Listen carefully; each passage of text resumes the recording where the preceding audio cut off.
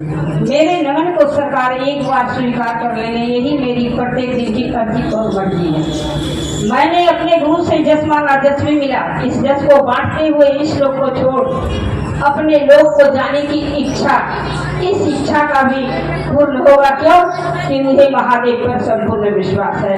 और इस जगह चर्चा स्थल पर जितने भी गुरु भाई बहन बैठे हुए हैं, मेरी आवाज जहाँ तक जा रही है, इनके अंदर जो गुरु भाव है उस भाव को मैं बार-बार प्रणाम करती हूँ। मेरे प्रणाम के लिए अपने चरणों में थोड़ी सी जगह देंगे। दया करेंगे महादेव, दया करेंगे, दया करेंगे। मेरे गुरु का दिया हुआ 3 ही सूत्र है: दया मांगना, चर्चा करना और नमः शिवाय से प्रणाम करना। मेरे साहब बार बार रांची में कहते थे, मैंने तो 3 ही सूत्र दिया है। ये भजन क्या है? एक चटनी है। जैसे बहुत देर तक चर्चा होते रहे तो लोग बोर हो जाता है, उसके बाद एक गुरु भाव की ऐसी भजन दे दीजिए कि सब फिर झटपट उठ करके गुरु की चर्चा सुनने लगे। हम बार बार कहते हैं बड़े बड़े चर्चा में कि ये टेस्टर गुरु है, टेस्ट करके देख लो। अगर मन मिले तो गुरु बनाना, ना मिले तो गुरु बनाई है तो छोड़ दो। ये साहब कहते थे कि गुरु की बात जो 4 घंटा नहीं करेगा वो गुरु बनाया है तो छोड़ दो। एक बार की बात है, हम बहुत दूर चर्चा वीडियो मोड में गए हुए थे, तो मैं सोची कि आज मैं लीला दीदी को टेस्ट करती हूँ। जब कहती है कि मैं तेरे संग हूँ तो आज देखती हूँ कि लीला दीदी मेरे साथ कैसे चलती है। बस मैंने एक चर्चा का स्थान मिल नहीं रहा था और मेरे साथ एक गुरु बहना थी, वो भी मेरे साथ आई हुई है। वो बोल रही है कि चाची अब क्या होगा? हम बोले कुछ नहीं होगा अगर लीला दीदी पहुंचा देगी। उसके बाद हम बहुत दूर तक देख रहे हैं कि लीला दीदी की छैया जा रही है और उसके पीछे पीछे मैं चर्चा स्तर पर पहुंच गई। तो ये टेस्ट करके देखिए। और जानते हैं अभी मेरा 81 साल खत्म होने वाला है, अगले महीना में ही 82 में डूब जाऊंगी। मेरा ये पैर पलंग पर से पकड़ करके उतारना पड़ता था लोगों को, लेकिन मेरे गुरु की दया है कि 365 दिन में कम से कम 360 दिन में चर्चा में घुटती हूँ। ये महादेव की दया है जो हम जाकर के लोगों से कहते हैं कि सिर्फ हमारे गुरु हैं, आपके भी हो सकते हैं। अभी बहुत सा लोग कह रहा है ये सुशीलता के तरफ में चली गई। अरे सुशीलता कौन है रे? महादेव थोड़ी है। जैसे शिष्य आप है वैसे शिष्य वो भी है। यहाँ किसी पार्टी की लड़ाई नहीं हो रही है। यहाँ कह रहा है कि आओ हम चले शिव की ओर। साहेब ने कार्ड में दिया था कि हिंदू, मुस्लिम, सिख, ईसाई चारों है मेरे गुरु भाई भाई। वो कार्ड अभी भी मेरे पास प्रमाण है। 10 कार्ड छपाती हूँ तो 10,000 कार्ड छपाती हूँ। क्यों? कि मेरा कार्ड बरोबर लगता है। हाँ, साहेब का जन्मदिन हो या दीदी का जन्मदिन हो या पुण्यतिथि हो या हरे भला है, साहब ने क्या कहा है? दक्षिणा में एक ही चीज चाहिए। क्या? उस दिन लोगों को कम से कम 1-2 घोषणा जरूर करना चाहिए। साहेब की जन्मदिन थी, मैं भी वही थी। मैं रांची जाने का मास्टर हूँ। अभी आप बोल दीजिए रांची चलेंगे, हम तुरंत चलने के लिए तैयार हो जाएंगे। तो मैं वही थी। मंडल बाबू आए और बोले कि साहब का जन्मदिन है, तो मैं तो कुछ लाया ही नहीं हूँ। तो साहब ने बोला नहीं कुछ लाया है, मुझे तो कुछ चाहिए ही नहीं, मुझे तो खुद ही कुछ खाना ही नहीं है। अगर मुझे एक शिष्य दे देते हो तो दक्षिणा में मुझे को ही चाहिए।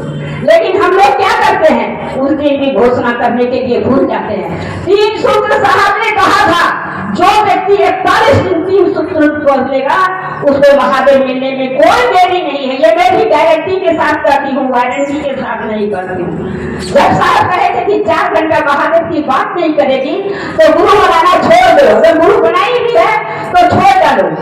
तो मैंने समझा नहीं, मैं खड़ी हो गई, साहब के रूम पर बैठी हुई थी। साहब को बोला क्यों, कैसे होगा 4 घंटा? तो बोले अरे पागल, जब तुम झाड़ू लगाती है तो दया मांग ले, खाना बनाती है नमः शिवाय से प्रणाम कर ले, तोड़ तोड़ करके जब तुमको महादेव माथे पर भारी हो तभी नमः शिवाय कर लिया कर। अभी तो मैं देखती हूँ 4 घंटा क्यों दीदी, 8 घंटा 9 घंटा से महादेव की बात होती है। जब दिल्ली से या कहीं से फोन आता है तो मेरे ध्यान ही नहीं रहता है कि कब खाना खाऊंगी और कब बनाऊंगी। तो ये गुरु की दया है। ये गुरु क्या नहीं कर सकते हैं, क्या लिखे हैं साहेब ने लिखे हैं, आओ चले हम शिव की ओर। एक पुस्तक निकली है, उसका दाम पहले 399 रुपया था, अभी 499 रुपया हुआ है। और साहब ने वही पुस्तक लास्ट में लिख करके गया है, हर व्यक्ति को वो किताब घर में रखना चाहिए। जैसे रामायण सुख सागर गीता रखते हैं, उसको भी रखिए। जैसे ही किताब निकला और मुझे मन में छटपटी लगने लगा कि किताब कैसे आएगा। मैंने बरखा दीदी को फोन किया, क्यों मुझसे मैं बहुत जुड़ी हुई हूँ, बरोबर बात करते रहती हूँ। तो मैंने बरखा दीदी से कहा, दीदी मेरा किताब कैसे आएगा?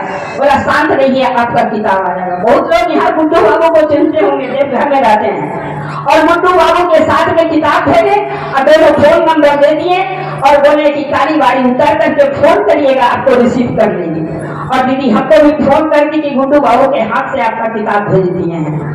और जैसे वो काली बाड़ी उतरा तो मास्टर को भी बहुत लोग पहचानते होंगे, तो वही मास्टर जी से मुलाकात हुई। तो उन्होंने पूछा कि उसको चिंते थे कि कमला दीदी को चिंते हैं? बोला कमला दीदी को कौन नहीं पहचानता है, गली में ढूंढिए, जिससे पूछिएगा वही बता देगा। फिर वो आकर के मुझे किताब दी गया। वो दीदी कह रही थी इस बार कि उस किताब को चर्चा में ले जाना चाहिए, और रोज प्रभु को मैंने शाम को डेली उस पुस्तक की पढ़ाई होती है। 100 बार भी पढ़ते रहिएगा ना, तब दिमाग में ढुकेगा। जिसके पास किताब होगा, पृष्ठ नंबर 205 और 206 में बहुत कुछ लिखा हुआ है। साहब ने अपनी जिंदगी उस किताब में लिख डाले हैं, तो हम लोग साहब की बात कैसे बोल सकते हैं? उन्होंने कहा कुछ खाने की प्रकृति नहीं है, अपने मन को महादेव की ओर लगा दो। अगर झूठे झूठे भी महादेव महादेव करते रहेगी तो एक दिन महादेव तुम्हें चुम्बक की तरह सट जाएगा। और सटता है दीदी। आज मेरी पैर इतनी अच्छी है कि 5 घंटा मैं ऐसे बैठ करके गुरु की काट कर सकती हूँ। जो व्यक्ति की पैर उतार नहीं सकता तो मेरे गुरु नहीं है, मेरे गुरु है। आपके हो सकते हैं। अगर मैं 10 बार लोगों को कहती है किसी आपके भी हो सकते हैं, तो मैं तो 10 बार बोली और 1 बार बोले, तो गुरु क्या नहीं करते हैं। समय तो बेसी नहीं थी चर्चा करने तो मैं घंटों घंटों चर्चा करते रहूंगी, क्योंकि मैं साहब के यहाँ खूब जाती थी, साहब के रूम पर भी बैठी रहती थी। 2013 की घटना है। मैंने साहब से कहा, साहब मैं बरोबर बीमार रहती हूँ, आपको जाना चाहिए। कहे थे कि 14 में जाइए, लेकिन दुर्गापुर में ऐसी कहानी हुई कि साहब ने कहा कि लल्ली के टीरे बन जाऊंगा, दुर्गापुर नहीं जाऊंगा, और नहीं आए। लेकिन क्या करें, जब साहब ने ही कहा है कि हिंदू मुस्लिम सिख ईसाई चारों में मेरे गुरु भाई भाई। आज मैं किसी से नहीं पूछती हूँ कि तुम किस जाति की हो, और कहते हैं आजा दीदी थोड़ा सट जा, हटिए दीदी थोड़ा, उनको भी बैठने दीजिए। और जाति कब पूछती हूँ? जब उनकी शादी विवाह की बात चलती है, मेरे साथ की शादी करना है, तब कहते हैं कि दीदी आप किस जाति की हैं। इसलिए किसी की बात मानने की जरूरत नहीं है। आए चले हम लोग शिव की ओर। लक्ष्य एक ही है कि शिव की ओर जाइएगा, हर रोग आपका मिट जाएगा। अगर कोई रोग से बेसी पीड़ित है तो 4 बजे भोर में उठिए और नमः शिवाय का नारा लगा दीजिए, और देखिए रोग कहाँ जाते हैं। आज मेरा पैर देख लीजिए, मैं अच्छे से गुरु की काम कर सकती हूँ। ये मेरे साहब की मैं ऋणी हूँ। उसी समय 2013 में मैंने साहब से कहा था, हमको मालूम नहीं था। साहब कहते हैं कौन महादेव लेके आया है, किसको ले जाना है? मेरे मुंह से निकल गया कि हमको ले जाना है। तो कैसे ले जाना है? हम बोले मेरे हाथ से एक झोपड़ी भी बन जाएगा महादेव का तो मैं बहुत खुश हो जाऊंगी। साहब ने कहा ए वस्तु ये काम तेरा होगा, मैं रहूं धरती पर या ना रहूं। साहब जानते थे मैं जाऊंगा तब इसका मंदिर बनेगा। 4 सितंबर को साहब गुजरे और 26 सितंबर को मां मंदिर में हाथ लगाए। आज रोड पर ही मंदिर बना दिए हैं, लोग आते हैं पूजा करते हैं और जाते हैं। लेकिन एक मामला मेरा सदा नहीं जाएगा कि साहब रहते मेरा मंदिर नहीं बना। लेकिन साहब की कही हुई बात सच हो गई। इसलिए आप लोगों से हाथ जोड़ करके विनती करती हूँ कि आओ चले शिव की ओर। साहब की कही हुई बात को गठबंधन कर लीजिए। गुरु एक दिन न एक दिन मिलते हैं और जरूर मिलेंगे। इसी चरण शब्दों के साथ मैं अपनी वाणी अपनी गुरु के चरणों में, अपने साहब दीदी के चरणों में रखते हुए कहती हूँ, हे गुरुदेव महाराज हे साहब, हे दीदी, अगर मुझसे किसी की घटी भूल टूटी हुई होगी तो मैं तो आपकी ही संतान हूँ। संतान समझ करके मुझे क्षमा कर देंगे।